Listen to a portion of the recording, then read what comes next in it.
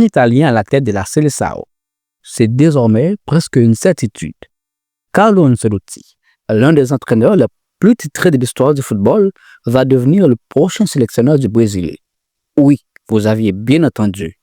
Un Italien à la tête de la Seleção. Un événement rare, historique et qui pourrait bien changer le destin de tout un pays passionné de football. Le Brésil traverse une période de doute depuis leur dernier sacre en Coupe du Monde en 2002. La Seleção court après sa gloire passée. Après plusieurs échecs, la fédération brésilienne veut du changement, du neuf, du solide. Et quoi de plus solide qu'Ancelotti? Un coach européen, expérimenté, reconnu pour sa maîtrise tactique et son sang-froid. Le Brésil veut passer à une nouvelle ère, plus structurée et plus professionnelle. Avec des talents comme Vinicius, Rodrigo, Martinelli ou encore Paquetá, Ancelotti aura entre ses mains une génération explosive. Et ça tombe bien, il connaît déjà plusieurs d'entre eux grâce au Real Madrid.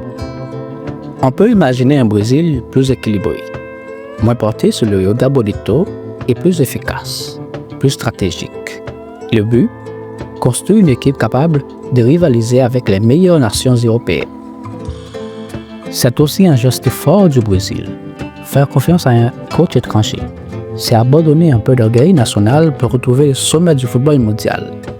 Ancelotti est seulement le deuxième non-brésilien à prendre ce poste, le tout premier à un tel niveau.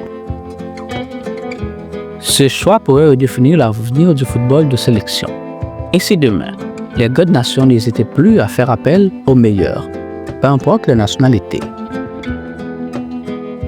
Ancelotti au Brésil, c'est bien plus qu'un simple transfert de coach. C'est une révolution tranquille, un pari osé.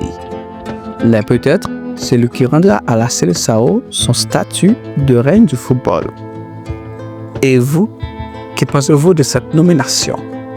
Est-ce que Carlo Ancelotti est l'homme idéal pour relancer le Brésil? Laissez un commentaire, likez si vous avez aimé les analyses de foot et abonnez-vous pour ne rien me capter de l'actu sportive mondiale.